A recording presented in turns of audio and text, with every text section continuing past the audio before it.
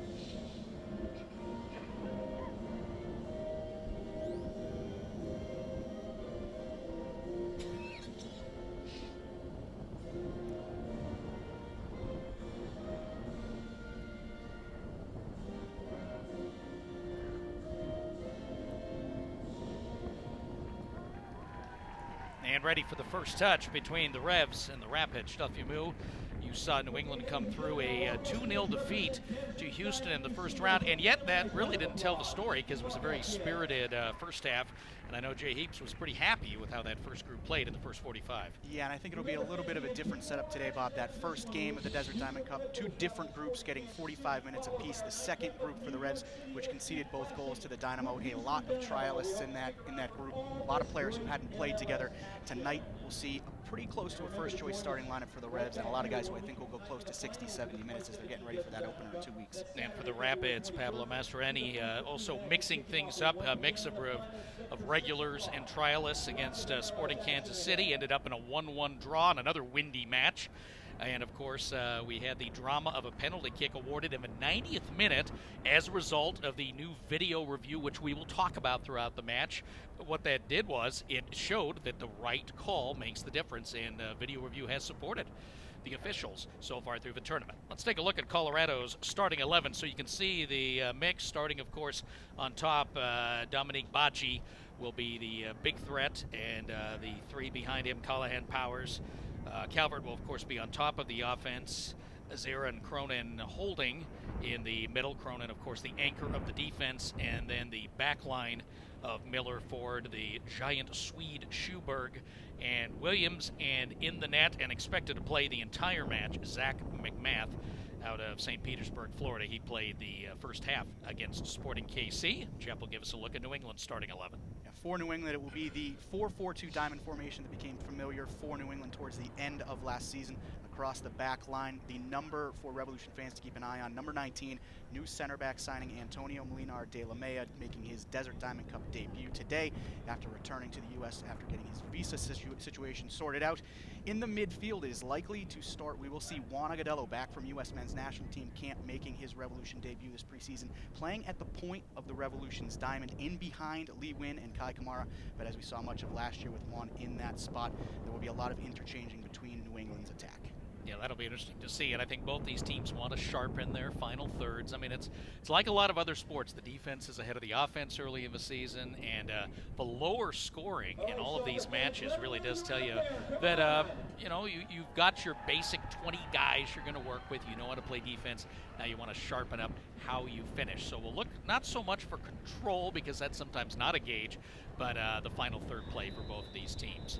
Colorado in a representation of their new alternate kit, the yellow and blue, the colors of the state flag. Of course, if you've seen the rollout of the whole thing, it's quite beautiful with the flag itself, the silver star, the red button. It's definitely something you're going to want to buy in the team store if you're a Rapids fan. So here's a look at those colors, and the Revs in the navy, red, and white.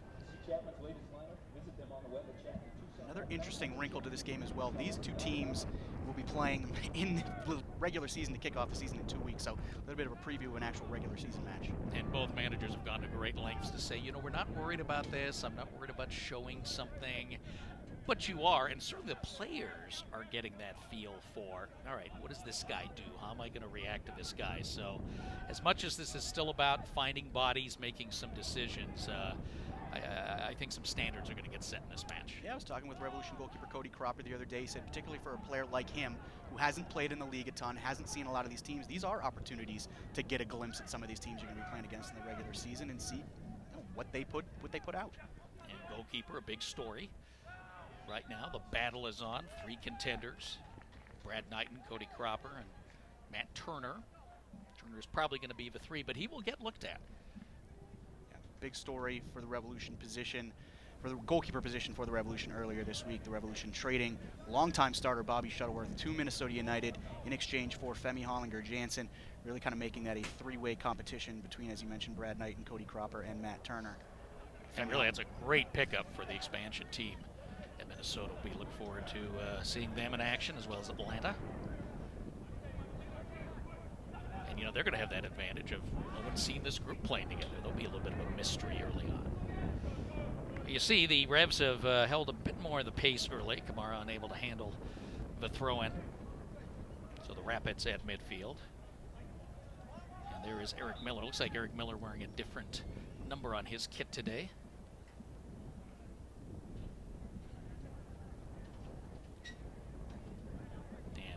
Play of that. Opening minutes. Again, we've talked about the gloom and the wind. It is actually, now this is Arizona gloomy. It is 64 degrees out there, so it's not exactly sweater weather. It is if you live in Arizona. But for those of us from colder climates, this is nothing. Yeah, not going to get a whole lot of sympathy from fans watching back in New England for sure. We were back for 4 days in between Arizona trips and got hit by 2 snowstorms. So a little bit of rain, a little bit of wind. I think we can probably deal with it while we're out here. And certainly that opener at Dick's. Coming up March 4th in Denver, you can have anything. Yeah, you never know. Little takeaway there. Fagundes into the box. Not quite the connection, but again, good reaction and push forward by the Revs, and they'll get a nice throw in here from Tierney. Working on sharpening the combinations. Fagundes, Agudelo in the box, still space at the top, and a little roller. Easy save, but they get it right back to Fagundes. And again, the Revs getting some nice touches on the ball in the final third. Yeah, already promising signs for the Revolution early.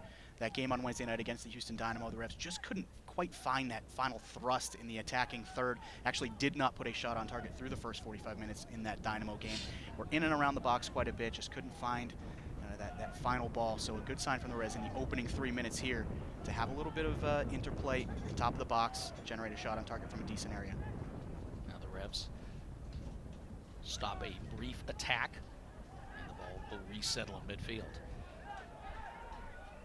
And again, a run starts for Agudelo. Combining with Nguyen, with Wynn. A little bit of a retreat. But again, good shape to the Revs attack. Yeah, I was sitting in that half of the field down by the 18 line in the first half, and I thought the Revs had some great opportunities, and they weren't just firing it in from the middle third. I mean, they got it to the final third, they got into closing range. So again, that was quality midfield. I mean, there's that difference between quality possession and the finish that Jay Heaps is focusing on. Yeah, it's often that sharpness that's the last thing to come in preseason. Agudelo again. Stummy fires high. Well, he is not shy. Agudelo will be one of the fitter players in any MLS camp right now, just coming out of U.S. men's national team camp in Bruce Arena's eyes for Arena's first camp back with the national team. Agudelo getting 90 minutes against Jamaica, also made a brief substitute appearance against Serbia. And Revolution fans will notice Juan Agudelo wearing that protective face mask. Did suffer a small facial fracture in that game against Jamaica. Had minor surgery to correct the issue. Will have to wear that protective mask for a few weeks, but nothing that's going to keep him off the field. Yeah, you don't think everybody on the national team was peaking their fitness to show off for Coach Arena. A little bit of a mandate there to, you've got some great guys and now to make it better. But Juan, one of those guys who definitely fits with both the pace he can play at and then his aggressiveness. That really showed against Jamaica, I thought. Yeah, and it is a huge year for Juan Agudelo. He's a player who has always had the potential. He has shown it in flashes and in streaks. It's a matter of putting it together consistently. He had 6 goals, 3 assists in the Reds' last 8 games in all competitions last year. Earned that call up to Marina's first camp, and now he's looking to continue ticking on into this season. So wind changed direction, and the ball comes to the right flank. Farrell coming up from the back, got that going, and now first corner of the match coming up for the Revs. Good signs from the Revs in the early stages. A lot of that little short passing in and around the 18. Seems like a lot of these players, even though Juan Agudelo hasn't been in camp until just a few days ago, these players have played together for a long time, especially a lot of these attacking players. They know each other's tendencies, and it looks like a little bit of that sharpness is starting to return with 2 weeks until that season opener. Chris Tierney, the local favorite, first played his college ball at UVA. And we'll have the wind as definitely an advantage, trying to bend it back. And that should be are we going to get another corner out of that? No, it's going to be a throw-in, I think. The wind blowing briskly. It was coming out of the southwest. Now it's out of the south, which means the worst of the weather is away from us. This is a good sign, the south wind, but it's still pretty brisk. And it's going to favor New England here in the first half. Yeah, no question the wind is a factor. We thought earlier today the rain might be a factor as well. It seems like maybe that's not going to be as big of an issue, but the wind out there is definitely swirling. Still considered to have a chance of showers through the afternoon, but that is looking less and less likely on the radar, so if we do, it'll be pretty brief. So both these teams are used to playing in wind, certainly the Rapids, because you couldn't have picked a windier place in Denver to build a stadium than where Dix is in Commerce City. This would be a good exercise for the Revs. They have had very windy conditions for their home openers for each of the past few years, so just getting them ready for the regular season. That's what preseason's all about anyway. Hey, just remember all the other leagues that play in the winter and watched enough cold downpours in England, snow in Germany.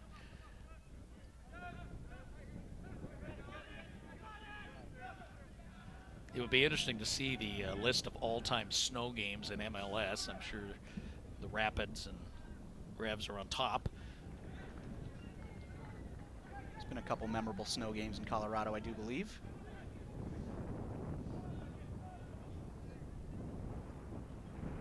Talking a lot about New England early. The Rapids' patient defense, just trying to work the ball through the midfield, and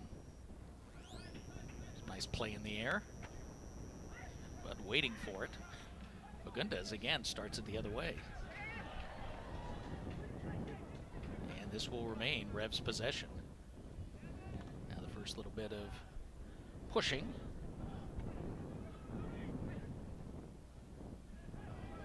As Ford gets in there, one of the Rapids' homegrowns. Colorado, an immense back line, and this leads to good transition. Badji at the top of the box takes a tumble, and we play on. It's good defensive work from Andrew Farrell. We'll have to take a look if we have another look. But Andrew Farrell getting shoulder to shoulder there with Badji. It's a quick transition from Colorado, and Badji has the speed, getting good position there, doing enough to get Badji off the ball. That was very good, staying square with the shoulder. He had enough pace. A lot of times you get punished for being lazy defensively in that situation.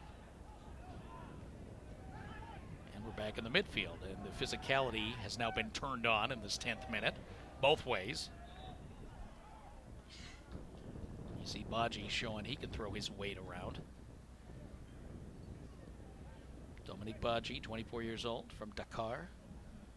One of the leading goal scorers a year ago for the Rapids with 6.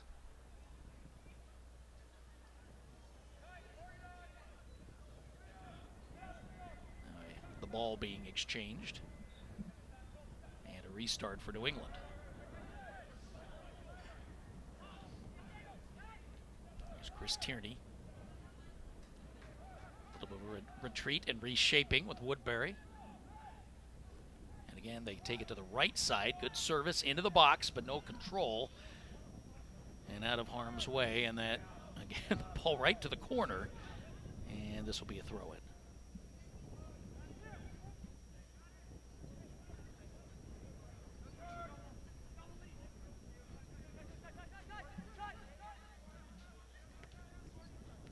So again, on the right side, Rowe, and especially Farrell playing up, have been a good option when the Revs have decided to switch field.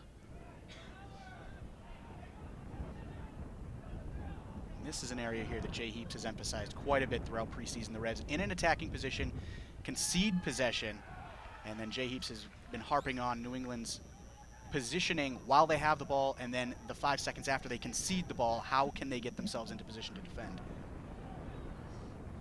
Yeah, it's a term in hockey, and we have a lot of hockey fans in these two markets watching. Forechecking, keeping the ball offensively. Even if you give up possession, don't allow the other team out of their third. There's been a lot of focus on transition for the Revs, both offensively and defensively. When they're in possession and concede, how can they transition into a good defensive shape? And when they are defending and regain possession, how can they transition quickly into an attacking shape and hit teams quickly? Saw Knighton taking advantage of the wind, clearing the Revs' end, but it comes all the way through to his fellow number 18, Zach McMath. Knighton's never been shy to play that long ball. Almost had an assist in the opener against the Dynamo on Wednesday night. A little too much space that time. And McMath, who I thought looked very good in his 45 against Kansas City. Certainly a very good option to have behind Tim Howard if you're the Colorado Rapids, a player who started last year before Tim Howard came in, had one of the best goals against averages in Major League Soccer, was one of the better goalkeepers through the first half of the season, and it was really only a guy like Tim Howard who was going to force him out of the lineup. So to have Zach McMath as a second option has to make the Colorado coaching staff pretty comfortable with their goalkeeping situation. And John Berner, who's also been banged up. So an embarrassment of riches for, I mean, it's arguable that the Rapids were one of the, if not the best defensive team. Certainly had the best defensive numbers last year, conceding, I believe, 32 goals over a 34-game season. Anytime you keep your league-wide goals against average under 1, you're doing something right defensively. And I think similar to the Revs, the Rapids are thinking about finishing this year.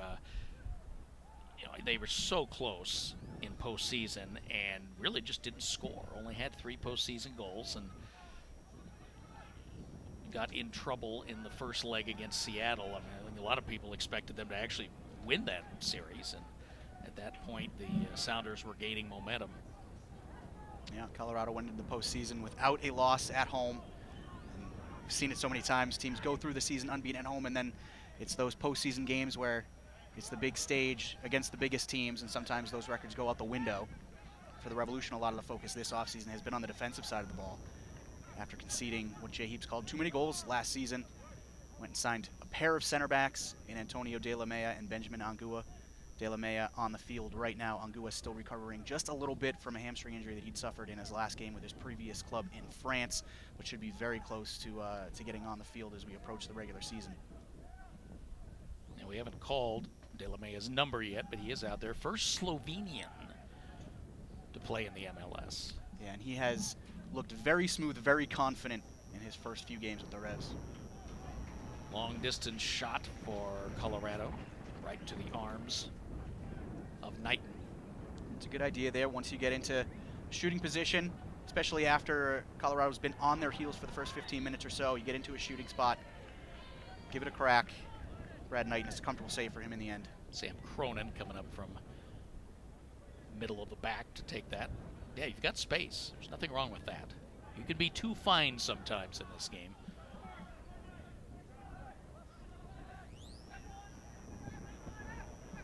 So we're 15 minutes in, still scoreless. But some good action, both these teams very purposeful, and Revs have had the run of play so far.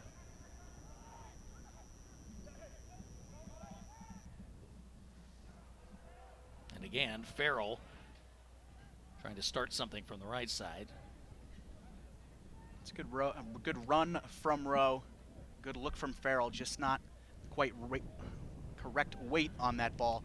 Rowe just running out of space just a little bit there at the end line, but more good incisiveness from the Revs looking into the attacking third.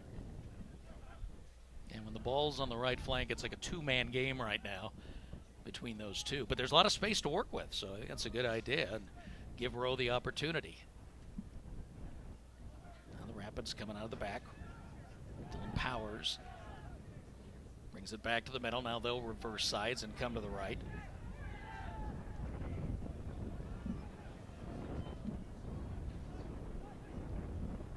Service from Miller to the middle. No one can get to it on top. And now again, the challenge for the Rapids, keep it in, and right now they are, so there's a good job of forechecking. But they want to retain possession. I may have given them credit too soon for that. And again, the Revs combining just a little bit better right now. Colorado's certainly come into the game a little bit the last few minutes or so after the Revs were well on top through the opening 10. I think Colorado has settled down just a little bit. You can see the push from the back line. A lot of people involved in Colorado's offense. Deep throw in coming now for Eric Miller.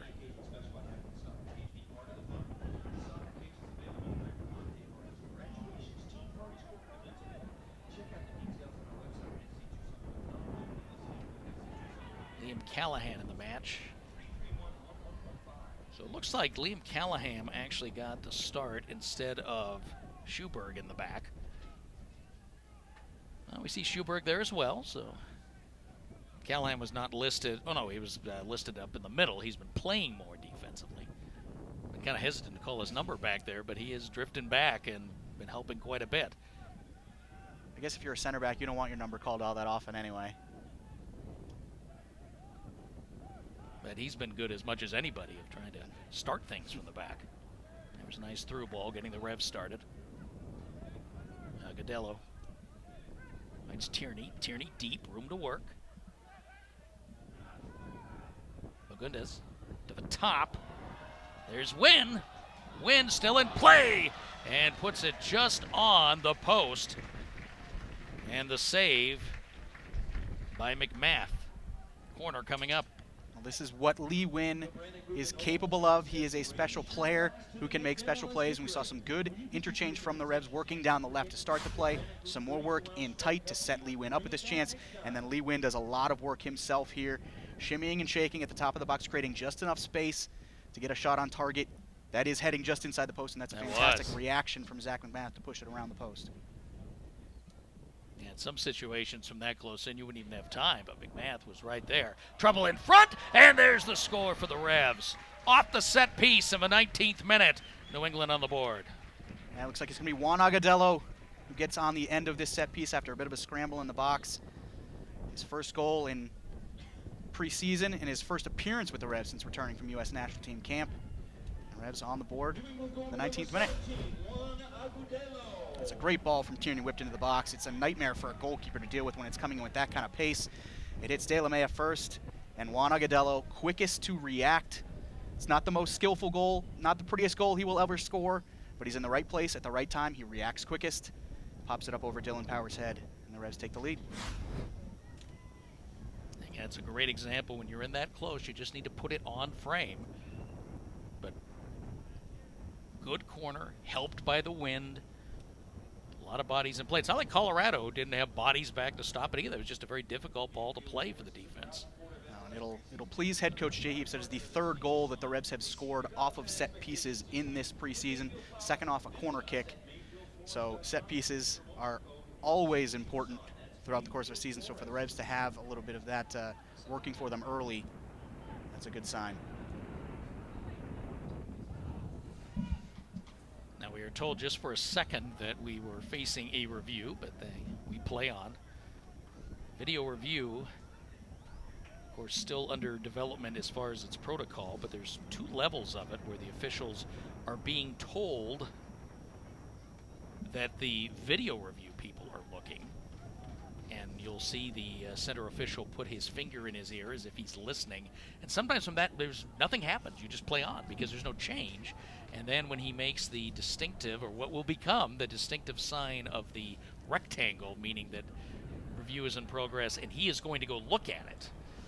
And I fully expect, I'll be very intrigued to see what supporters groups do with making apparel with the square. If there's a tifo that shows up early in the season, I challenge all supporters groups to try to incorporate VAR into their look. It's going to be interesting to see how the video review continues to pan out as they continue testing throughout preseason and through the first half of the MLS regular season. Obviously, the biggest concern both for the league, the referees, for the fans is how it affects the pace of the game and the flow of the game. And I think that is kind of the area they're trying to address the most, is making sure it does not mess with the flow of the game, while at the same time making sure that they're not getting incorrect game-changing calls throughout the course of the season. Well, look who's on the run again. It is Badji. Drawn a couple of defenders. Nice ball through. And a simple little piece of work by De La Mea just to get in the way of the attacker.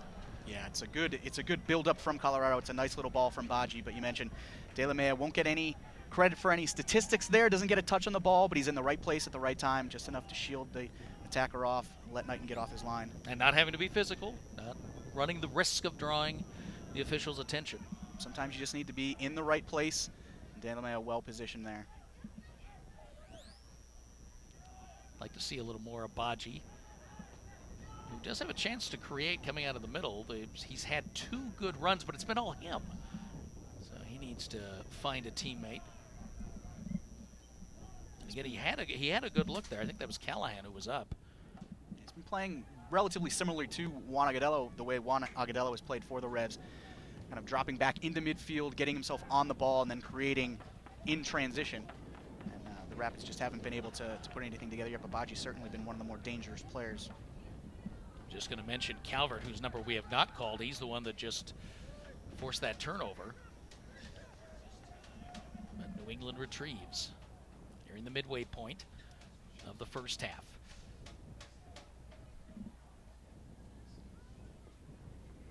So I've been very impressed by the quality of play here at the Desert Diamond Cup and the Desert Friendlies before that. We've had good, tight, low-scoring matches.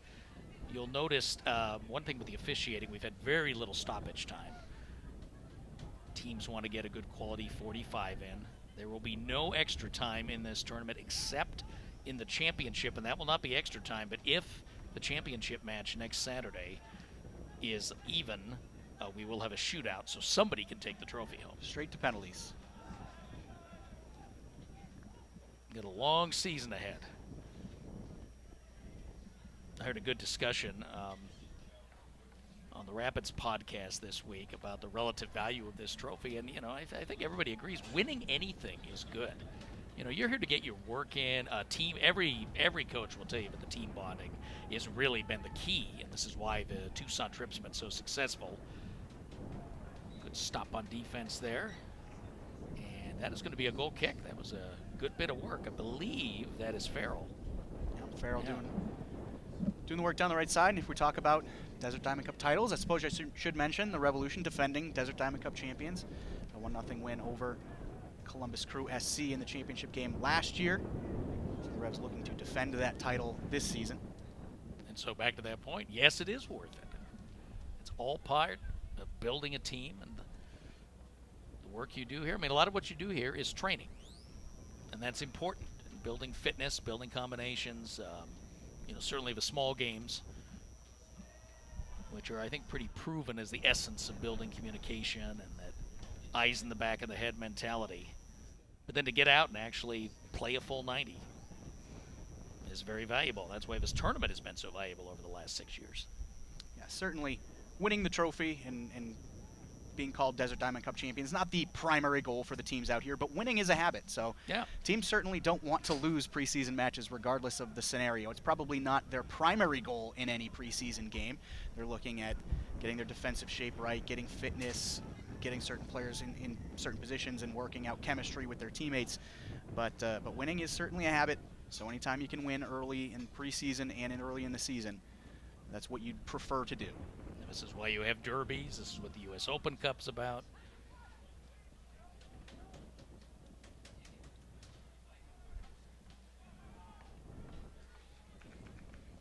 Some danger in the box now with Kamara.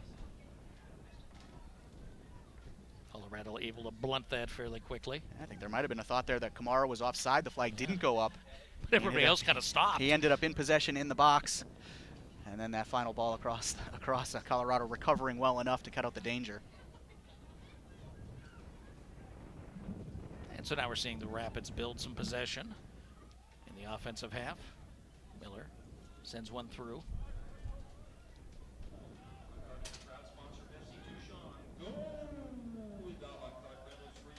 And the Revs get the throw in with Tierney, who's been all over the place. And there's Pablo. You know, the way last year finished, the Rapids, I think they got a lot of things figured out. And this guy is very positive, always wants to build on good things, while just reminding his people about what you're working on. Colorado stayed faithful to Pablo Mastroeni. They gave him a chance, finishing at the bottom of the Western Conference in 2015. And coming back in 2016, kind of letting him continue to build an identity with this club. And then obviously we see what happened last season with Colorado finishing second in the Western Conference, having the best defensive record in the league, reaching the Western Conference Championship. And now the goal for Colorado this year will be to prove that last year was not an anomaly, that is this group, and that they can continue to do that on a consistent basis. And of course, as we look at him, and we'll talk about Jay Heaps a little bit too, they were teammates. Roommates as well. Miami Fusion. Yeah.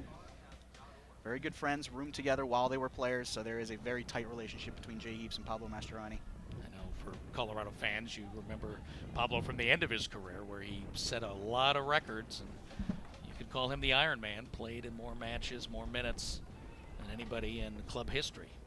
But that time in Miami was important, and the relationship, I think, and like with a lot of coaches who know each other, they're close friends, they'll chat it up any time, but right now they're working. I think Revolution fans will obviously remember Jay Heaps as a stalwart defender during his time in New England, but during his time in Miami, after he came out of Duke, was an attack-minded midfielder. I think he had something like 5 or 6 goals his first year in Major League Soccer. So he was one of those players, maybe one of the first in Major League Soccer, who came out as a midfielder and then transitioned to the back line.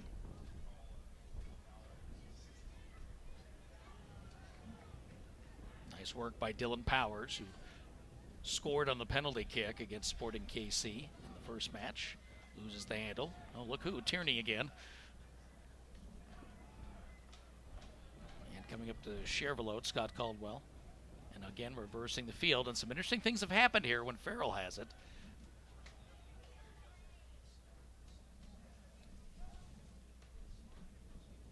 And Caldwell now moves to the right side to assist.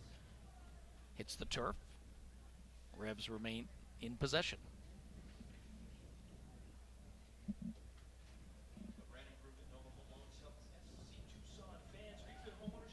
And you can see the darkness out there. The sky is actually darkening a little more, but has not rained on us. It might. Knock on wood. It might. Luckily, it won't rain on us here in the booth, but we'll keep our fingers crossed for everybody else out in the elements. I was gonna say, I've announced some college matches outdoors in Seattle in November. Good combo here now. The box, win. And a strike in close. A lot of work so far for McMath, and he's responded well. And a slip in the box, still in play though for the Revs. And cleared away now by Schuberg. A couple of fantastic chances for the Revolution there. It's great build-up. The initial chance coming, I believe, from Kellen Rowe. McMath with a strong save, but the Revs continuing to press. And then a golden opportunity for both Juan Agudelo and Kai Kamara, but a little bit of wet ground ending that chance. Now, we said it hasn't rained, but they do water this turf before, in fact, each half of these matches because of the nature of the ground here in Arizona. It's very short-rooted grass, and so they do tend to water frequently. It's field in wonderful shape. They do not allow any of the teams to practice on this field. There's a whole complex of fields around us, so each team actually has its own practice field during the duration. Oh, and a familiar name about to come into the match for Colorado, Tony Cassio. He is waiting with the 4th official. So we were told he may see action as he's a guest player today. Rapids fans will be happy to see him. A player who will certainly be familiar to MLS fans in general. Spent time with a few different clubs.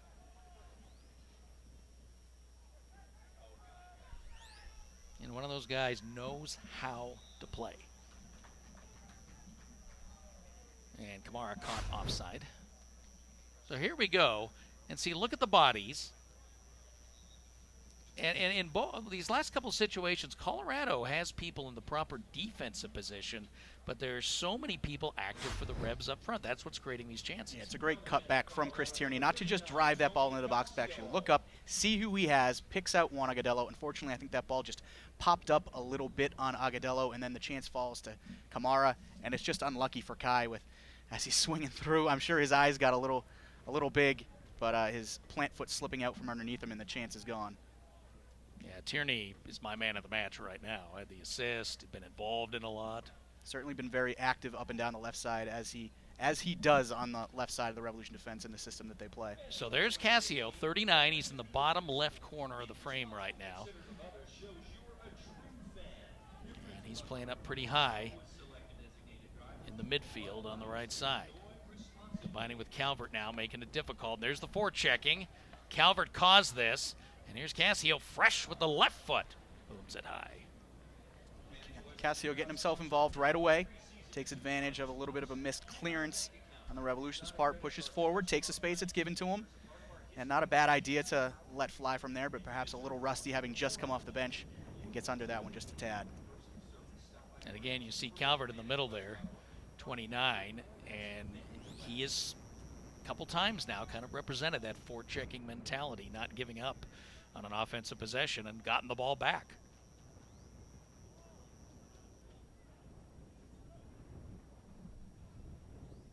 Rapids now in the midfield. Got some bodies involved. You saw Cronin, now Powers. And a good build from the left side. Not playable, though, off the entry, but again, the Rapids keeping it in, and they do keep possession. Michael Azira, Ugandan, who made his way back through the re-entry draft and played a nice role in 2016. A lot of players who kind of envisioned probably as role players for that Colorado team last year ended up playing big parts. Everything had to come together for that team to have the type of season that they did, and everybody played their part. And that was kind of a common thread in the West when you think about how Seattle put it together after, looking in August like they might not even make the playoffs, how Dallas played most of the year. It's a long season. The postseason is a different beast. We've seen, I'm not sure the last time we saw a Supporters Shield champion or even a team who finished atop one of their conferences win Cup.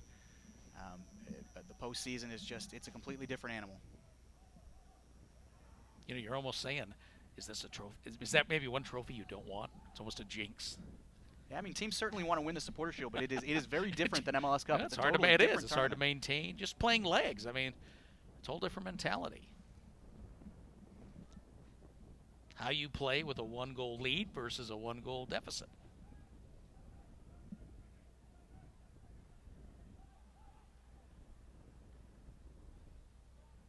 We're in regular season. Okay, play for a draw. We're fine. And mentality's certainly different.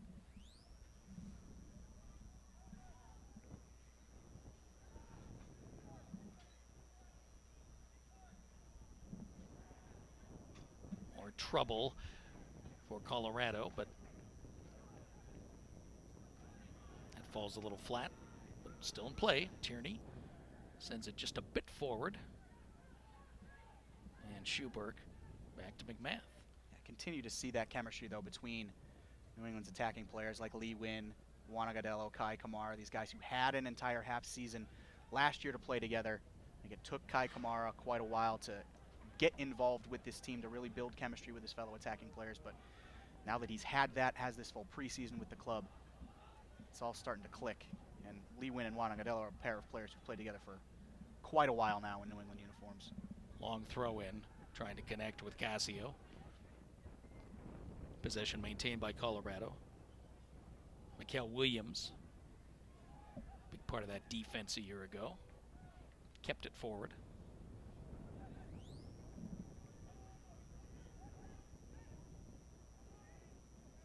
Final 10 minutes of the first half. Miller with some space. Miller's service deflected by Tierney and out of harm's way by Scott Caldwell. Tierney doing just enough there, and now this is where the Revs look to hit teams. Quick transition. And they're spread nicely. Bodies in the middle. Wynn waits for it. And has it stripped away. I think they were trying to keep Fagundes on side. He was running pretty free on the left. And now a little chuck. Agudelo. Agudelo with the hands out to say, all right. Just letting you know I'm there. Dylan Powers accepts. We've had quite a bit of sportsmanship in this tournament because everybody recognizes there's work to be done, so even the rivalries. You know, we had Seattle-Portland in one of the friendlies a couple of weeks ago, and it was quite a good match and very little chippiness considering all the feuds, real and imagined, between those two programs. Again, a slow break with Kamara trying to stay onside. Yeah, fantastic weight on the initial ball from Kellen Rowe to play Kai Kamara into a dangerous position. A lot of times you see Kai Kamara take those opportunities, put him on target. Looked like he was looking for Lee Wynn across the face of goal there, but cut out by Colorado, and Kai Kamara kicking the post at the end of that chance. He knows that there was a big opportunity there. Third corner of the match.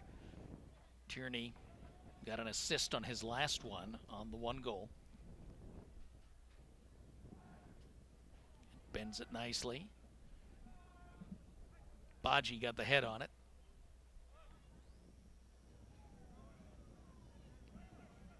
And this should be a throw-in. Again, the wind making every throw-in down in the corner a possible corner.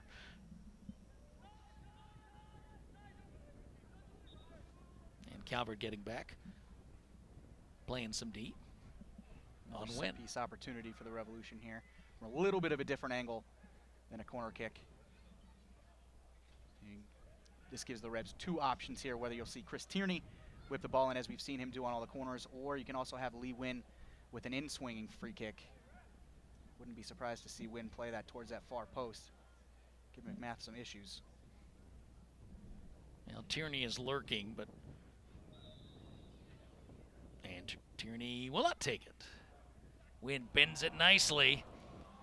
And a follow-up just wide of a left. Well, it wasn't the far post, ended up being the near post. It was Rowe. But it is Lee Wynn playing that ball in the box, and it's always difficult for a goalkeeper to deal with a ball like that when it's a set piece coming on target and you have players running in front of you. You're not sure whether to stay, whether to come, whether a player's going to get a touch on the ball. And Zach McMath just trying to basically keep himself in a good position, and he did so as Kai Kamara got a little flick on that ball, made that a very difficult save for McMath. It's all about positioning. Well, he's given a good showing of himself. Just adding to that security of the keeper. Revs looking for a quick restart. And again, the subterfuge. Will it be Wynn? Will it be Tierney? It'll be both of them.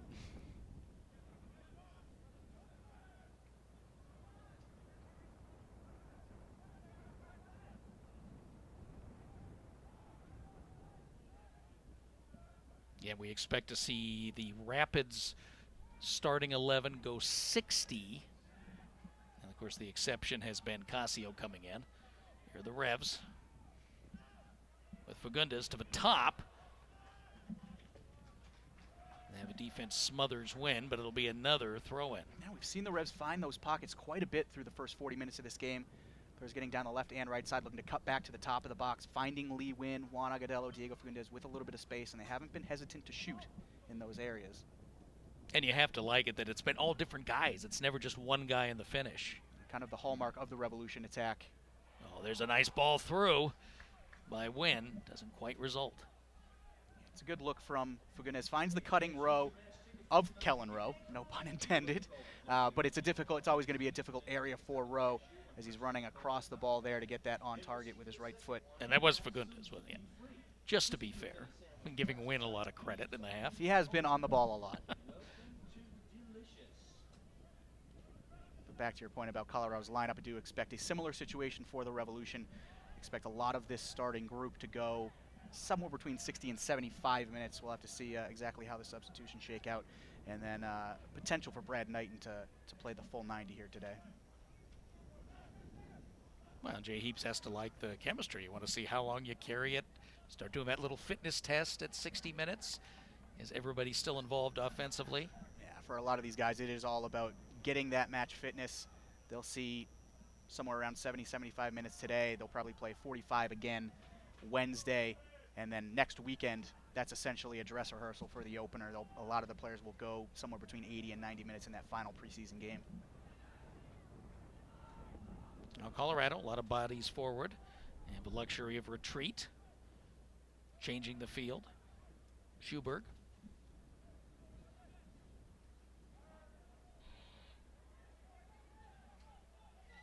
Now he must like the new kits being from Sweden. Got the Sweden colors. Color combo I've always enjoyed, the yellow and blue. Schuberg certainly one of the biggest surprises along back lines in Major League Soccer last year. He has certainly the size and makeup to be a powerful center back, but he's put it all together for what was the best defensive team in MLS last year. Casio, top of the box, finds some space. Good idea there. Cronin, again, good retreat. So good patience here by the Rapids, trying to get something quality in the final minutes of the first half.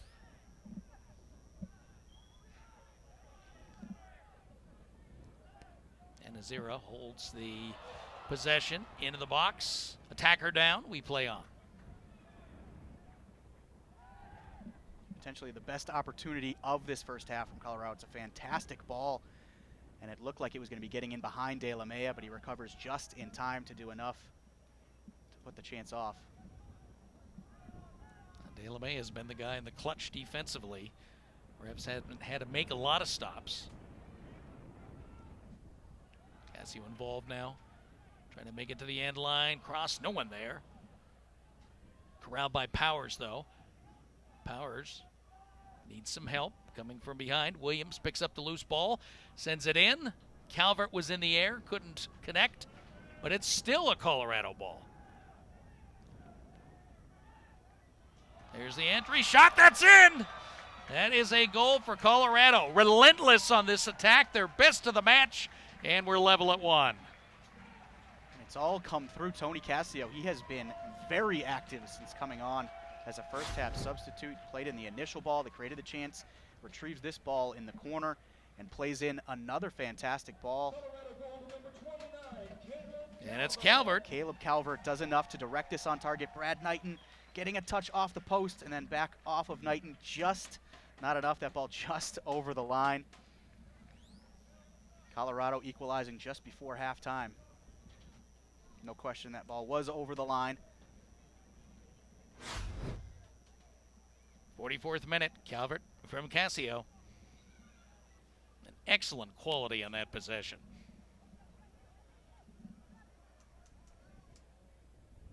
So I think I would keep, if as fit as he feels, I'd keep Casio in there with that offense as long as he wants of a second half. Certainly been one of the livelier players since coming on, and it's not exactly a scenario where he came on in the second half and is running at tired legs. The players he's running against should still be relatively fit. He has just looked lively. Calvert in a tangle there with Woodbury. Revs will get possession. We're in the 45th minute, waiting to see if there's any stoppage. I would highly doubt it. We've had one substitution come in. There have been no other lengthy delays. Ladies and gentlemen, there'll be 1 minute of stoppage. 1 minute of stoppage now being announced.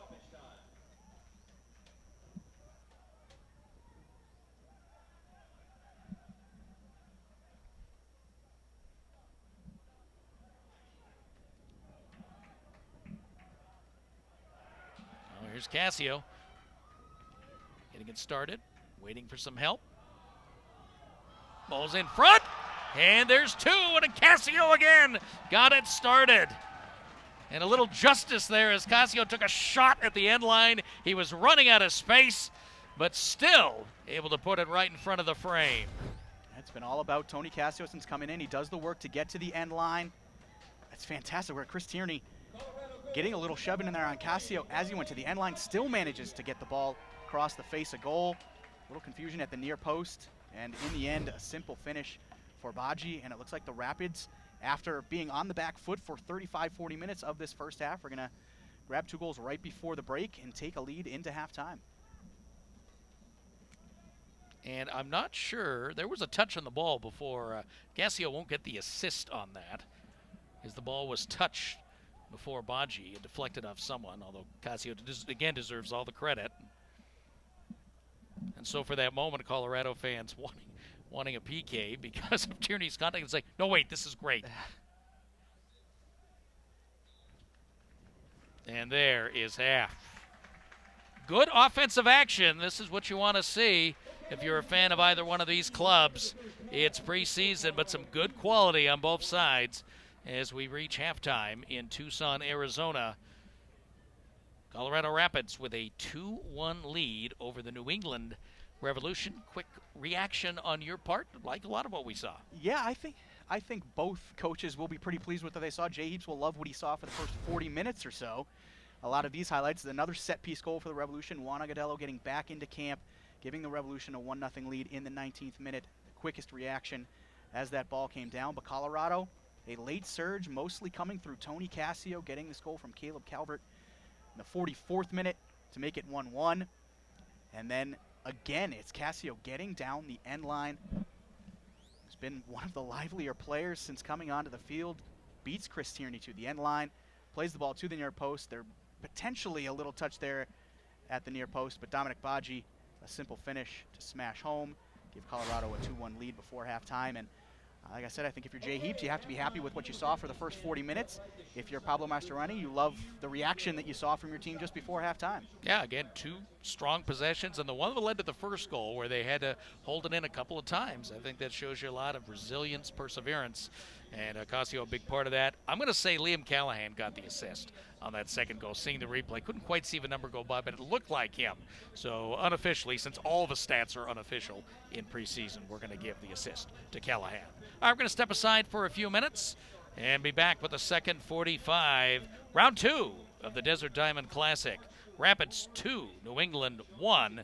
You're watching MLS preseason.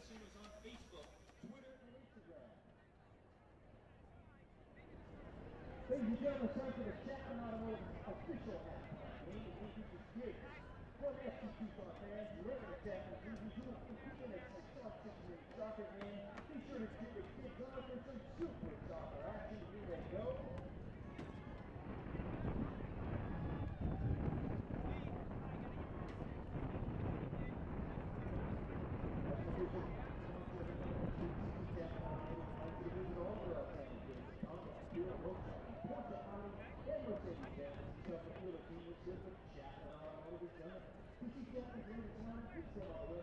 Tucson.com. That's Chapman Tucson.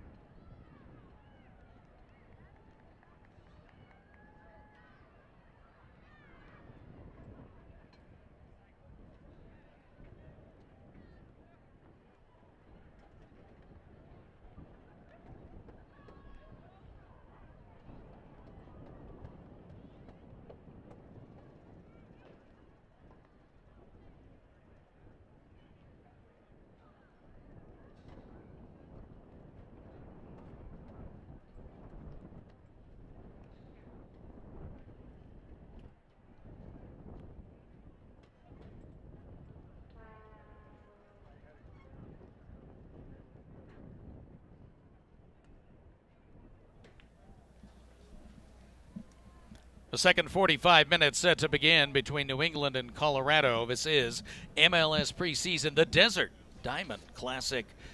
Bob Gamey and Jeff Lemieux with you from Tucson. Looks like no changes for New England except Diego Kobayashi is moving into the midfield, replacing Kamara, who was very active in the first half. Kamara, though, off the field. Might be a little chilly for him. Yeah, we will see a little bit of a shift as far as Revolution personnel with that move. It'll push a few different pieces around, assuming that Daigo Kobayashi will take over on the right side of midfield. We'll probably push Kellen Rowe into a central attacking midfield position and push Juan Agudelo up top alongside Lee Nguyen. And then we're taking a look at Colorado. Looks like a lot of the same numbers out there and faces. Casio stays in. Hey, the way they finished the first half, I'd keep this group in too. Both netminders remain, and they both may go the full 90. And so we begin the second half now with Colorado in the alternate yellow and blue, moving right to left as we see it. Kevin Stott, our referee in the middle, ready for the restart. The wind picking up, and there is rain now on our doorstep. So conditions could be a little different here in the second half. We have rain showers in the forecast throughout the day. It rained earlier today, but briefly. But now another band coming through. This is all that weather. If you're in Southern California, this is what was hitting you last night.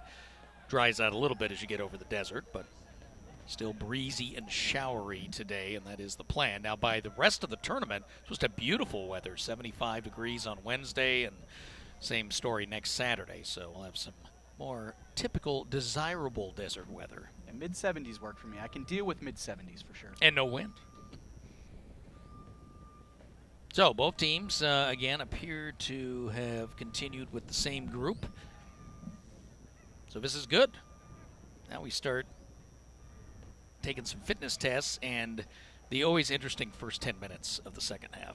Well, I'm sure Jay Heaps will have had some stern words for this Revolution group, as happy as he will have been with the first 40 minutes or so of that half. To concede twice in the final 5 minutes of a half, Jay Heaps has always harped upon the first 5 minutes of a half, the last 5 minutes of a half being critical time. So to concede twice and go from 1-0 up to 2-1 down in the final 5 minutes of the first half is something Heaps is not going to be happy with, and I'm sure he will have sent the Revs out with certain instructions as to what to do in the first 10-15 minutes of the second half as far as kind of reestablishing themselves. Now the wind now favoring Colorado, and it has picked up. It is gusting over 30 miles an hour, and you saw that ball, that goal kick moments ago, basically stop in midair. It'll be in Brad Knighton's face for this second half. Although he's capable of hitting that low-line drive. He's pretty good at avoiding the wind impact. So both teams feeling their way in again, just like the start of a match. 45th through the 55th. You can see even simple balls like that, when you have the wind swirling the way it is, become completely different. So as teams kind of adjust a little bit as the winds do pick up, you will probably see teams try to keep the ball on the ground a lot more, try to keep it below that wind so you can keep control, because as soon as that ball gets a few yards off the ground, you're not going to be able to control it nearly as well. And of course the Revs, who've been pretty good at that, playing the ground game, it suits them. We should note that, and again, all of our stats very unofficial through this tournament. We're giving Calvert the assist on the second Colorado goal because, as was pointed out, Callahan had subbed out. So that could not have been him. And that would have been impressive, though, to pick up the assist from the bench. From the bench. But the, couldn't quite see in any of the replays the number, but it appears to have been Calvert. So he should get credit for that, even though it was Casio's ball, but Calvert redirecting it. And that put it in position for Badji to give the 2-1 lead. This is now the highest scoring match of the Desert Diamond Classic. 3 goals. And with these two teams, I bet we get another. And here come the Revs, and again, we talked about keeping it on the ground. There's Lee Nguyen. Finds open space. Nguyen gets it back. Little heel pass. Ball is still loose. That was a great opportunity for Fagundes. But getting horizontal, McMath smothers it. It continues to be those short, little interchange plays right around the top of the box between players like Diego Fagundes, Lee Nguyen, That's a fantastic ball from Lee Wynn to return that to Diego Fagundes. Fagundes, a little bit of a tight angle, and McMath, a relatively simple save. Well, McMath again showing what a great insurance policy he is. So Tim Howard continues to recover, and of course we'll have national team duties. And a couple more years in his commitment, and frankly, until you show me somebody better, I want him on the team. I don't care if he plays, ever. I just want him there. Yeah. I want that heart. Yeah, it's going to take something special to take Tim Howard out of the starting 11, I think. Don't foresee that happening in Colorado.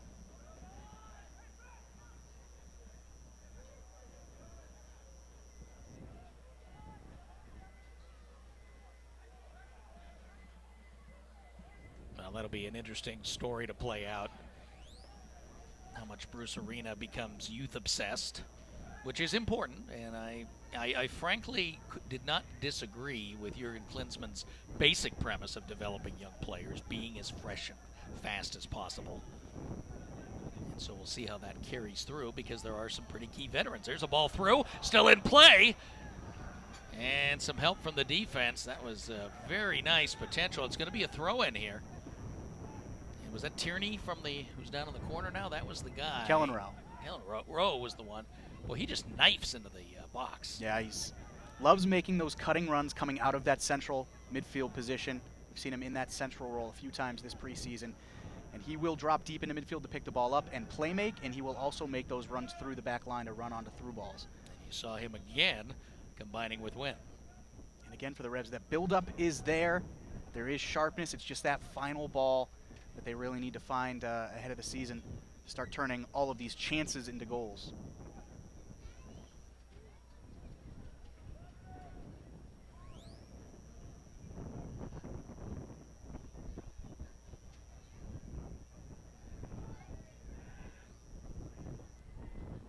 Colorado trying to get something together in the midfield. And there's Fagundes. Finds Wynn out wide. And Wynn has his pocket picked, but a foul beyond Williams.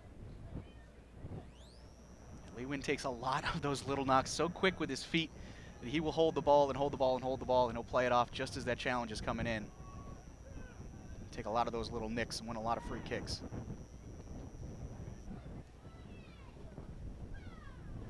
Colorado, the Wynn really whipping now. Trying to get it forward on the ground. Kobayashi, his first touch. And a throw in coming. Now we mentioned Mikael Williams, one of the stalwarts along with Miller and Bobby Burling last year of the Rapids defense. And just to note, Sam Cronin, I believe it was Sam Cronin, just picked up a delayed yellow card, went hard through Scott Caldwell in central midfield. Referee Kevin stopped playing the advantage, but as soon as the ball went out of play, quick to issue a yellow card to Cronin. Is that because I didn't mention Sam's name as a defensive stalwart? Because he was one of them too. Probably. I mean, that was the story. They had so many guys that would close out, that would deny, that would keep you from getting the angle you wanted. And then, oh, by the way, you had Tim Howard. All right, we'll get a look here and see how Cronin got in trouble. Caldwell just a little bit quicker to that ball. Cronin coming through. Caldwell is up and moving around. Had to stay down there for a few seconds. It was a pretty crunching tackle, but he looks like he's moving all right. Absolutely, that was a pretty good, strong tackle. I'm not opposed to that.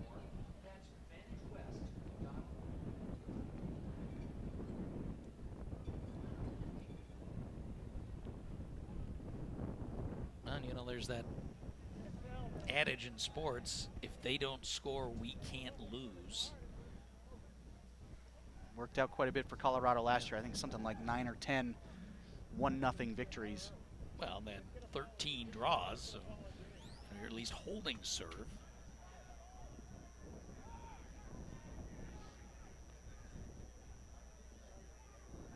And again, that was not a result of just playing footsie in the midfield either. It's easy to do that. Colorado does have some special attacking players as well. Saw Skelton Gashi last year scored goal of the season, probably the goal of the playoffs as well. That wind, Calvert had angle, but that wind was so strong, kept that ball bouncing hard. Calvert just knocked it into touch to force New England to have a deep throw-in their own end. Yeah, both teams certainly dealing with the wind. I'm not sure it necessarily benefits either side. No. Because Colorado does have the wind at their back, but every ball that they play is going to have a little extra weight on nothing's true now. It's just too much. This isn't going to last, I think, the entire half, but for a few minutes here, it's going to be pretty severe. And again, it's blowing pretty steady, 30 miles an hour. And it is blowing directly at the back of the rapids. And some rain moving in now as well.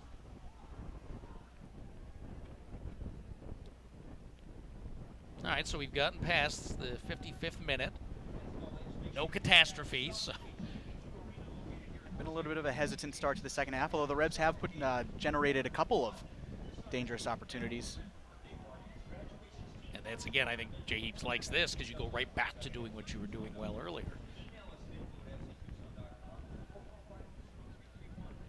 Well, if possible, it seems like the wind has picked up even more in the last 10, 15 seconds or so. I've been watching the flagpole at the north end of the stadium, and the flags have been whipping. Now the pole itself is bending a little bit, so it's a little severe out there. And again, look how that bent. That ball did not bend as well naturally. The wind caught that. That ball from Fagundes, I think, under normal circumstances, is out for a goal kick. Yeah. Over and that was playable. The crossbar, and it ended up curling back into Juan Agudelo at the back post. Ended up being a decent opportunity. Agudelo with good contact, but couldn't shape his body around the ball to get it back on target. But players will be able to do that throughout the second half. Just kind of loft the ball up into the box and see where it goes, basically. I say it'll make set pieces interesting.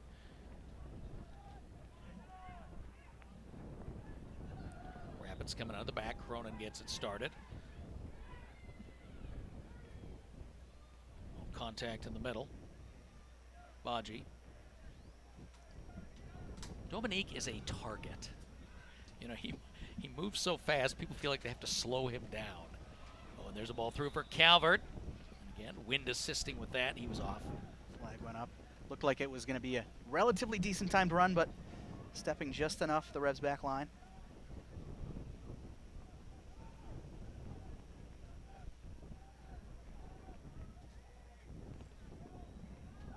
Long ball through, and a foot race for Farrell to the middle, but momentum the wrong way, but it'll still be a throw-in for the Revs.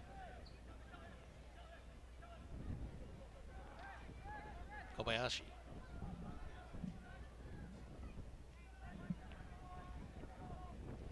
Off his retreat, combines with Wynn. Now picked clean. And still in play for the Rapids. That was Dylan Powers helping. There's Baji. That is a play that will get New England Revolution fans excited. It's fantastic positioning from De La Mea. Baji takes one heavy touch that's just a little bit too far out in front of him. De La Mea not only recognizing the opportunity to win the ball, but getting there with a strong tackle, winning it, playing the ball. And that's the third time De La Mea has made the perfect decision, positioned himself right, and again, not been in a position to be called for a foul. Actually, making the tackle here is one thing. You have to have perfect timing on the tackle, but the recognition in that moment when Baji took that touch that was just too far out in front of him, to know that he was going to be able to get there and not end up fouling Baji, is perhaps the most impressive part of that. This will be about the longest ball imaginable that results in a goal kick. That's beyond a through ball. It's a through the black hole ball.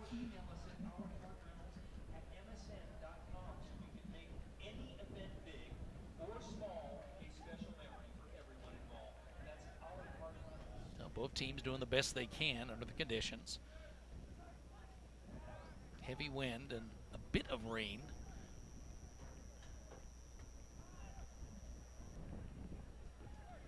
If you're not a frequent visitor to the desert, sometimes you'll see massive rain clouds over the mountains where it will dump, but it won't do it where you are. There's again, long ball forward, caught up in the wind.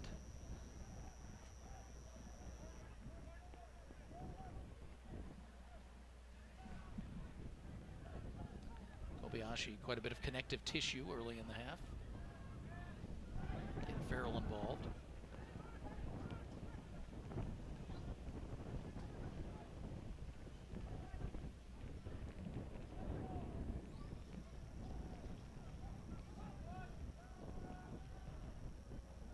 Stepping in on that is Ford. Courtney Ford, the homegrown from Kansas. And again, another long ball all the way down to the other end. Every ball that the Rapids put their foot through at this point is going to end up back down with Brad Knighton. Well, and you talked about the wind not helping anybody, because this is not helping Colorado have any transition. Looks like we're going to have a keeper change for the Revs as Cody Cropper comes to the fourth official. So we will get to see some of him.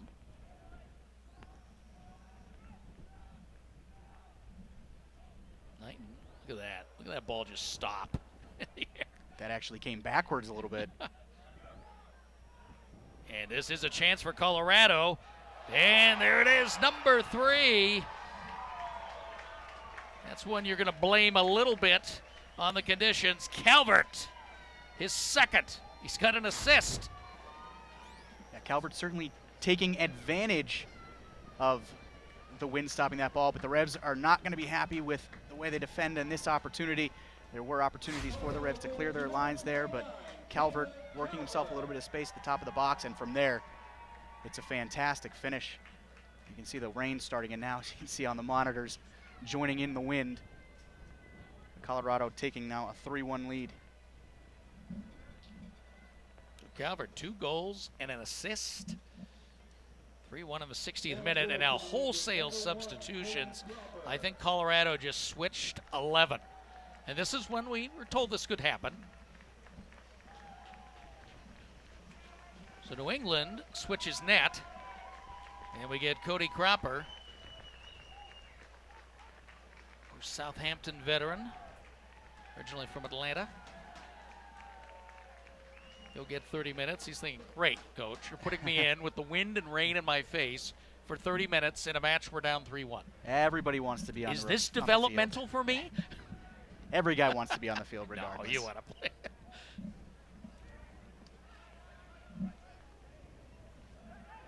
So we will pick up on our new players as they get touches in for the Rapids. Again, some great combining, though, when it counted. Colorado maximizing their opportunities. There you see on the ball there, it's Dennis Castillo from Costa Rica with that clearing ball. Marlon Hairston, big assist man a year ago, wears the distinctive number 94, along with the distinctive hair. He's out in the middle. Ricardo Perez, going to be very popular from Juarez.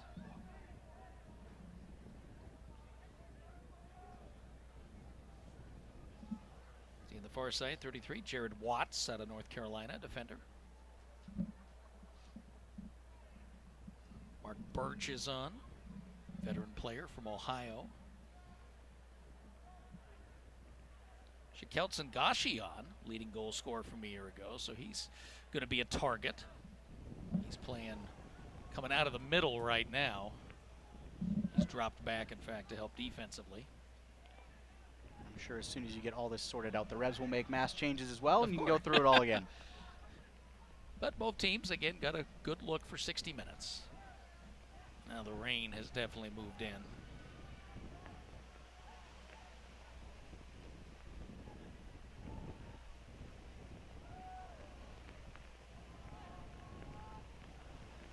Man down for Colorado. Ball out of play. Appears to be Watts. Let's see who else has come in. Nana is in. He played a nice 45 against Sporting KC.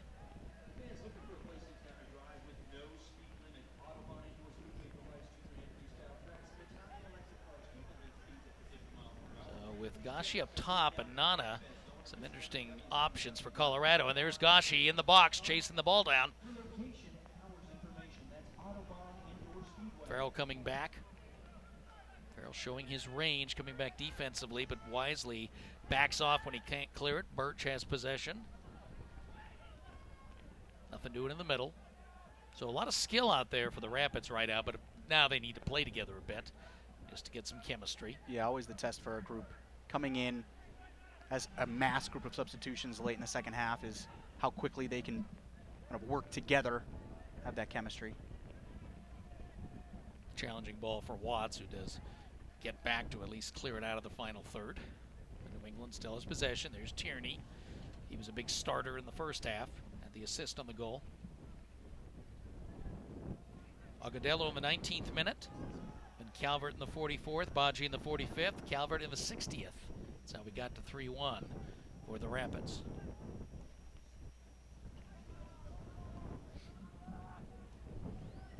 Another good change of feel for New England.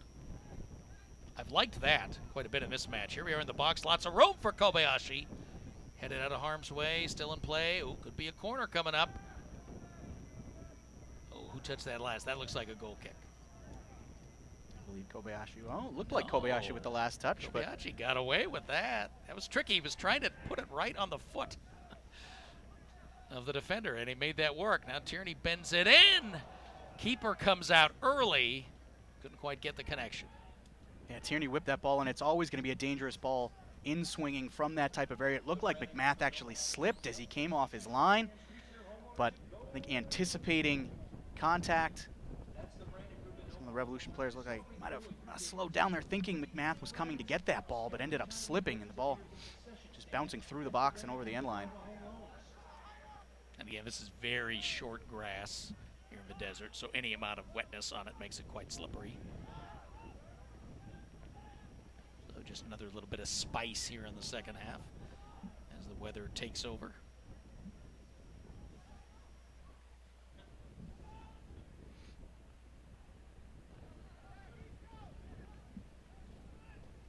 And for the Revolution in these final 25 minutes or so, as much as this is a situation that you don't want to find yourself in, trailing by 2 goals going into the last 25 minutes, it is a scenario you could find yourself in throughout the course of the season, so it is a good exercise as far as being in a spot where you need to open up a little bit and you need to press late in the game.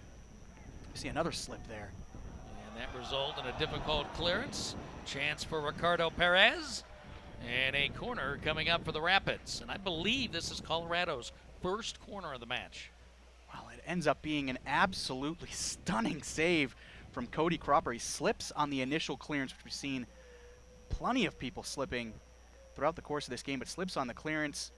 Ends up going directly to a Colorado player. I'm not sure who it was.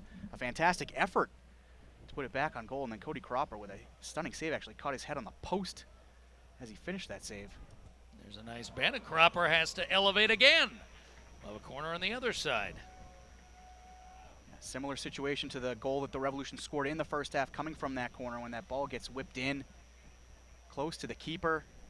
The wind is carrying it, and Cropper judging that correctly. This first chance here. So there was the first chance, and that was Perez. So Cropper went into the post. It's a fantastic effort from Perez, and the save to match from Cody Cropper, but all coming from that initial slip on the attempted clearance. So here's Gashi.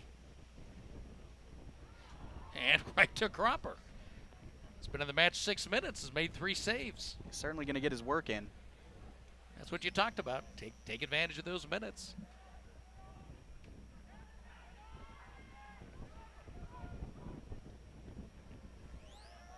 One of these balls caught up in the wind. It's coming back.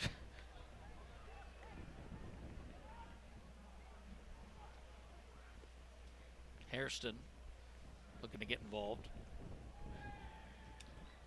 And Marlon Hairston, the assist leader in 2016 with 6 for the Rapids, or leader of returning athletes. Another corner coming. Now here is the most recent. Now that was the next, the second corner kick. Ball's being whipped in swingers from that corner. And here comes the 4th corner of the half. Gashi. We do have another substitution for the Revolution as 4th round super draft pick Josh Williams into the match, center back, replacing Antonio De La Mea. Smith. Oh, Josh Smith. Sorry about that. Well, there's a lot of different names. Played at some good West Coast Conference soccer at USF. One of the great legacy programs of college soccer.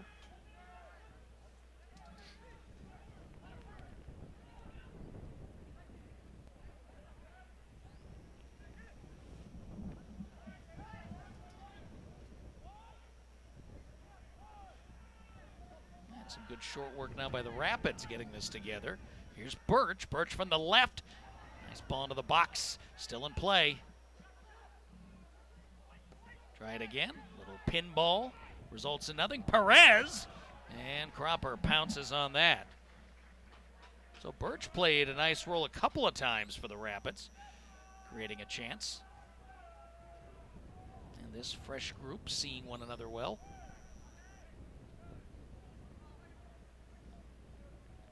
And it does look like the Revs will be making mass substitutions in the next 5 minutes or so. A lot of players on the sideline getting those jerseys on, so it looks like this starting group is going to see just about 70, 75 minutes.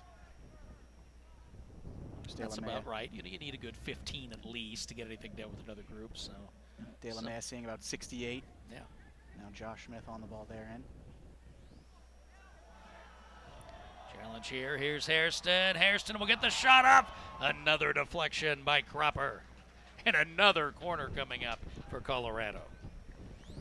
It's a quick transition from Colorado. From nothing, all of a sudden Marlon Hairston is in. Cody Cropper does well to hold his line at the near post there. It's another good save.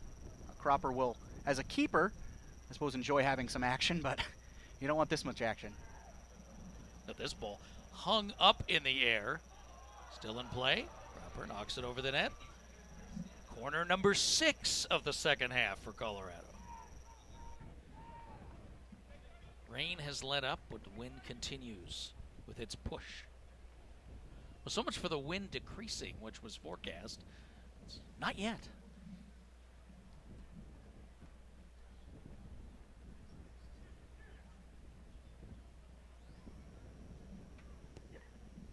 Nagashi getting a lot of work on these set pieces. There's a nice header. And put through for Colorado. They've got 4. I believe they might have actually whistled for a foul there. I don't think that one's going to count. Yeah, Cody Cropper putting the ball down to play this one out. Take it off the board. Gosh, he deserved an assist. Of course, his service has been great on these corners. He's due one, but we'll keep it at 3-0. Let's take a look. Trying to we'll see if we can spot the foul, yeah. I believe it might be Dennis Castillo getting in Cropper's way as Cropper's trying to come out and get that ball. Yeah, that's it. He points it himself. And here come the mass substitutions for the Revolution. Some new faces and numbers, high numbers. Manuel Apia is in. Joe Brito. Brian Wright. Kyle Turner.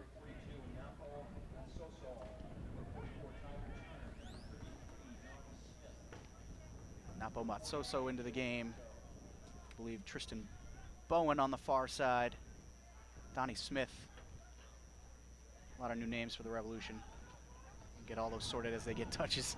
Well, we should have some pretty good pace here now with all these fresh legs. It's cool enough. You just want to run around. I don't think we're seeing anybody slacking. And the number 47 in central defense for the Revolution. A new name just in camp today. Caleb Scott from FC Tucson. So a new name for Revolution fans to keep an eye on. He is a Canadian athlete, went to Trinity Western, which is a private school in the Vancouver area. Very good athletic program. They're very competitive in all sports. Vancouver, one of the hotbeds of Canadian soccer.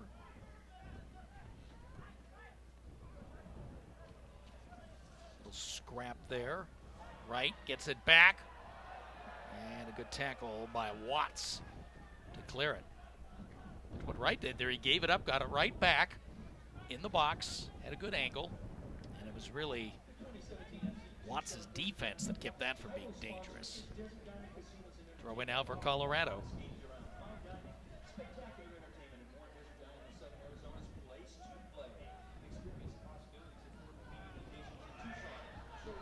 And ball comes through for Hairston.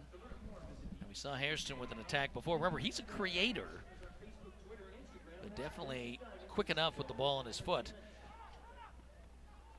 to score himself. And now Colorado getting into some shape here, like seeing this. Change of direction. That's Burling. He knows what he's doing in the back. And he sent the ball to the right side. There's Perez, who's been aggressive. Ball forward and then the foul. And it was not against Scott. Scott was the victim.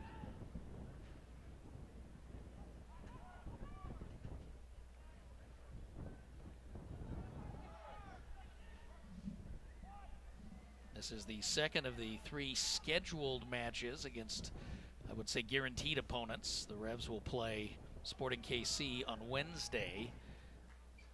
And then next Saturday's matchup will be determined by a couple of things. The standings, of course, in the Desert Diamond Cup. You get 3 points for a win, 1 for a draw. There are a series of tiebreakers. However, teams that are going to play each other early in the season, that matchup won't happen. So should the Revs and Colorado match up standings-wise, that will not be next Saturday's match. Yeah, I would say it's very unlikely if the Revs will face Colorado again. Coaches will always work those things out as the tournament is progressing, who they want to face in that last game. And yeah, it has everything to do with teams they've already faced in preseason and who they'll be facing through the early part of the season. I know last year when the Revs played in the Desert Diamond Cup final against Columbus Crew SC, I don't believe it was Columbus who was actually second in the standings. That's just how the schedule worked out as far as who wanted to play each other on the last day. So just so you know, if you're avidly following the standings online, don't be surprised after Wednesday if Thursday you see posted different matchups, because that is all being negotiated mostly between the teams. And FC Tucson, our great hosts here, will facilitate, and we'll have all the matches for you anyway on the MLS YouTube site, so it doesn't matter who plays who. If you're enough of a supporter, and that is offside for Hairston, if you're enough of a supporter, you're watching the match. Well, here's how we are coming into today. Everyone's played one match, Red Bulls and Houston with victories, both by 2-0 margins. And Sporting KC, of course, drawing with Colorado. A good example, the Red Bulls played NYCFC, a rival who normally you wouldn't want to play, but it kind of worked out in that first round. Couldn't put any other combinations together, but they certainly don't want to play one another again. It was actually surprising to see this preseason. The Revs have played almost exclusively Western Conference teams, but did have a match on their first preseason trip in Casa Grande, Arizona against the New York Red Bulls, who's a team that the Revs don't often face in preseason contests. I've liked the Red Bulls. Red Bulls are, of course, got cup matches coming up. They're pretty excited about early in the season, but they've come out, and I've seen them twice now, really played with a purpose.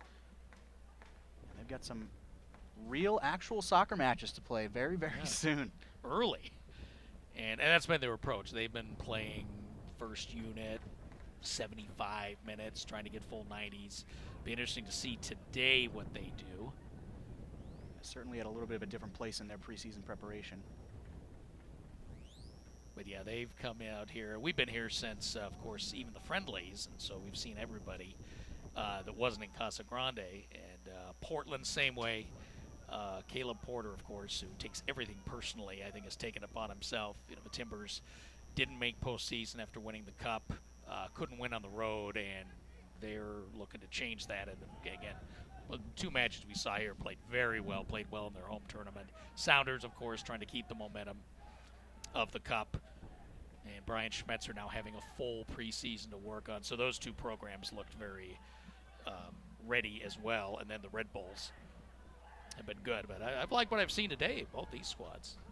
And so I think Sporting KC, too, has come here with a real plan. And of course, they're coming up later today. Trouble there in the box, and Cropper covers. That was Kevin Doyle with the final attempt, the Irishman. 6-goal scorer a year ago. Certainly a test for this second Revolution unit now, pretty similar to the situation they faced against the Houston Dynamo on Wednesday night, facing frontline attackers like Scout Shingashi and Kevin Doyle.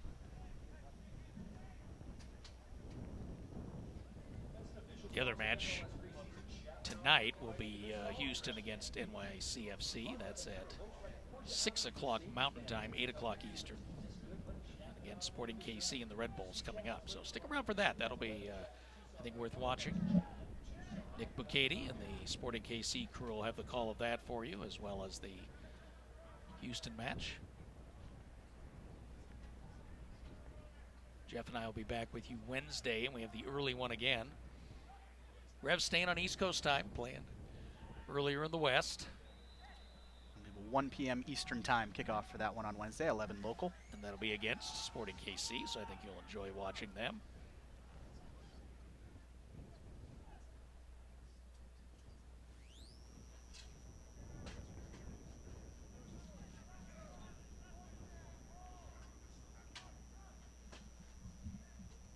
So the Revs, I think, putting the pieces together. Obviously, the laps at the end of the first half will be discussed, but some good combinations offensively. And there will be Two matches now. Certainly things from the first 40 minutes or so that Jay Heaps will have thoroughly liked seeing from his group 2 weeks out, and then some things at the start of that, at the end of the first half and the start of the second half that leave some things to work on through the final 2 weeks of preseason ahead of that opener against Colorado on March 4th.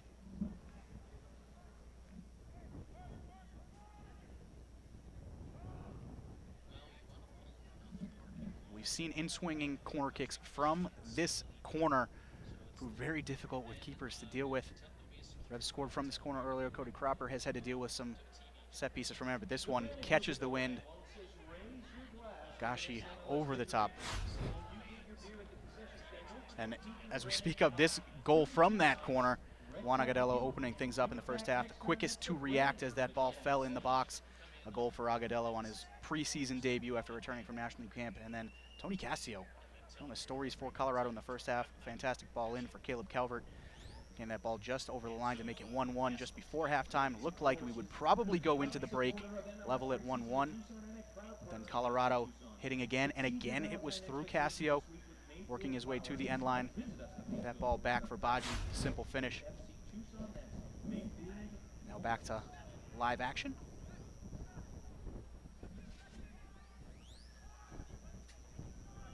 You just looked at highlights of the set pieces in the second half. It's been a lot of good drama.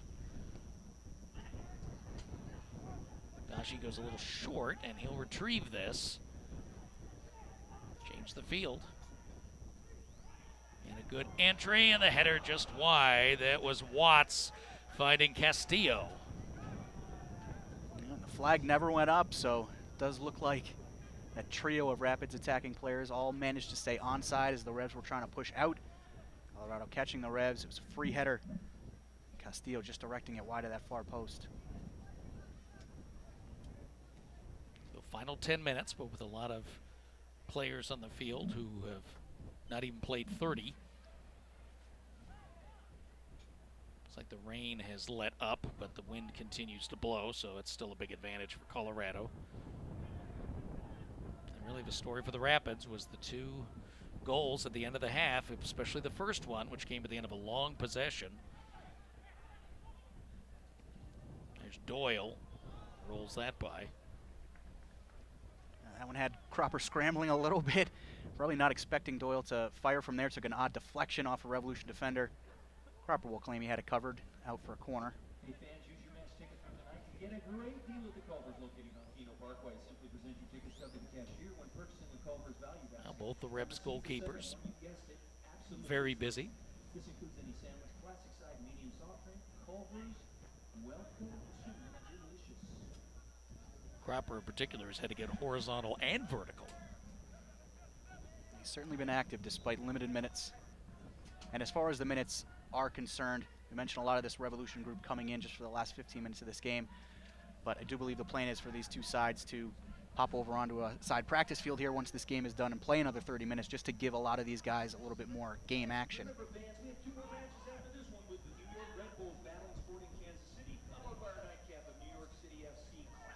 of bodies in play now. This kind of takes you back to your first youth game when coach keeps saying, bunching, don't bunch, spread out. But you know, again, fresh guys in there, they want to play, they want to be involved. It's almost like a small game.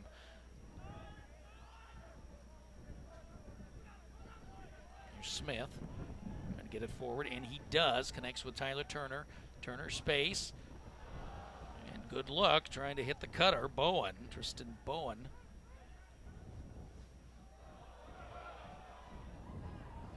Keeper way out of the box, big danger there. But it was the right decision. And it forces the Revs to retreat to the middle third. Yeah, that initial attack, well done from Josh Smith to wait that ball, have the vision to find Tyler Turner, making a good run down the right side. Turner, a good ball across the face of goal, just missed out on the Revolution's runners. Now Colorado gets a throw in after the transition. 5 minutes remaining. I would suspect very little stoppage, if any. We had one in the first half. 1 minute.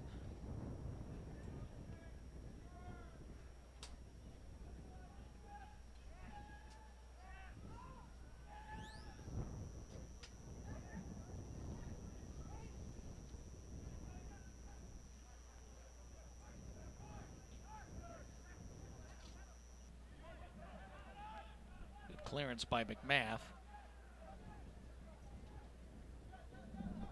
Colorado cannot keep possession. Again, New England, a lot of ball control.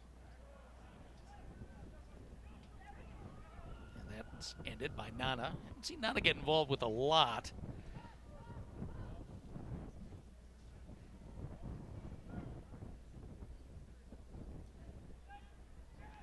We probably get more of him on Wednesday.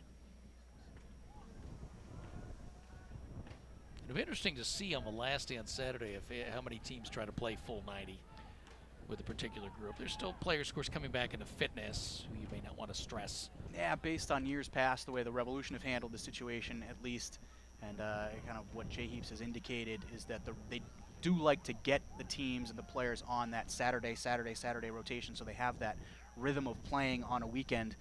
So the plan was to get the Revolution's starting group or thereabouts starting group 70 to 75 minutes today, probably closer to 80. A lot of guys will go 90 minutes next weekend, and as I mentioned, it's pretty much a dress rehearsal. You want that game to be as close to an actual regular season match as you can replicate, and a big part of that is actually playing a full 90 minutes, which the Revs have not had many players do this preseason. Action in the box. Attack blunted by Watts. And Colorado will get a clearance, man down.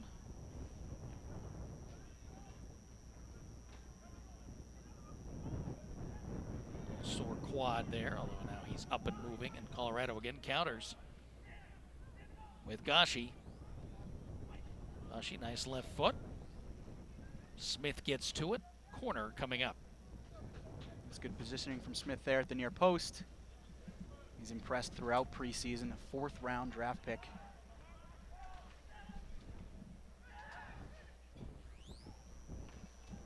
She will have another opportunity. Now goes to the right foot.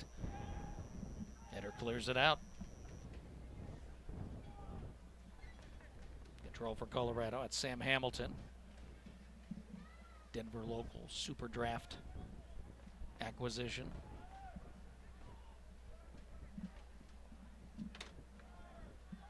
And a throw in coming in the 87th minute. 88th minute now. And New England on the counter. It's a Pia. Pia to the middle. That's also, and just wide. It's well done on the transition from New England. Emmanuel Apia, quick in transition, pushing to the attack. Good ball to find Matsoso. Good run from Matsoso. And in the end, Napo Matsoso, the Revs' 2nd round super draft pick, trying to get that ball off his foot a little quickly as he was under pressure. Didn't quite have the direction or the power on the shot that he wanted.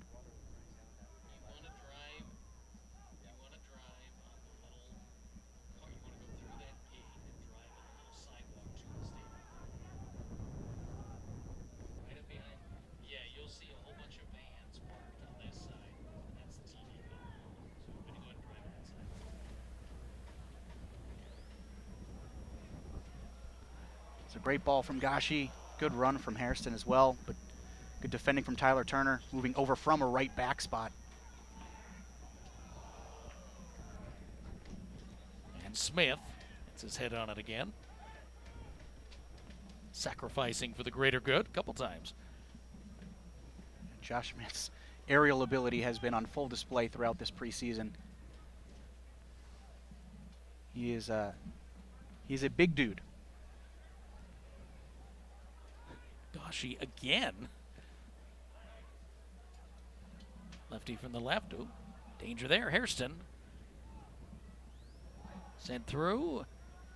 And not quite the final connection. Watts put it in position, but Castillo couldn't handle it. And now we wait for the decision on extra time. See no indication yet, or stoppage time, as we play in the 90th minute, and I suspect we are just about done.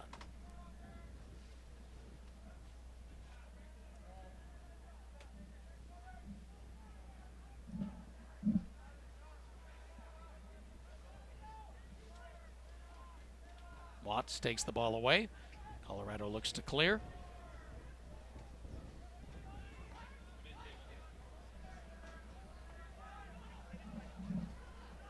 Now on the run, that's Perez.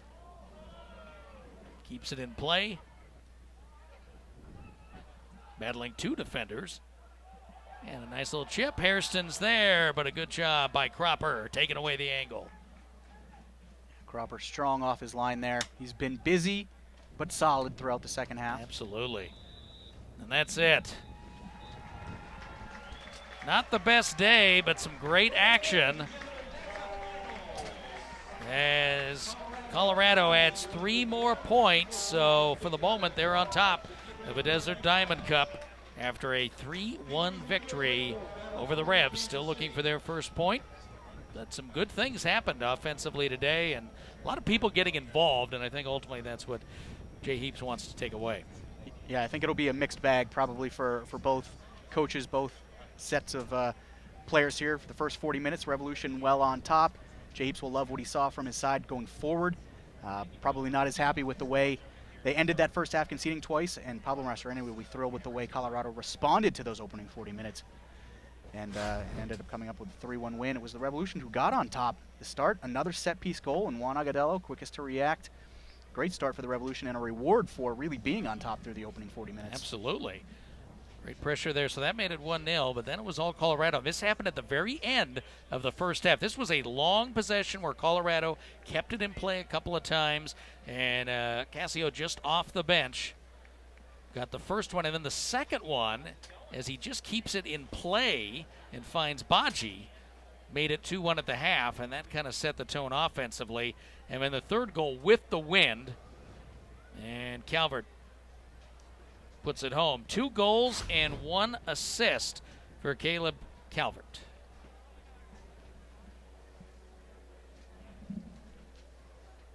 And that is your scoring summary. I think the second goal you could debate Castillo or Calvert. We saw Calvert.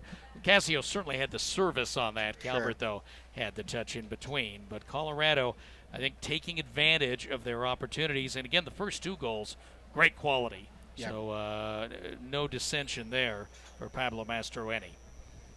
So the final score, Colorado Rapids 3, the New England Revolution 1. For Jeff Lemieux, I'm Bob Akamian. Thanks for joining us. Stick around, though. We've got more great MLS preseason action from the Desert Diamond Classic. Thanks for watching. This is MLS Preseason.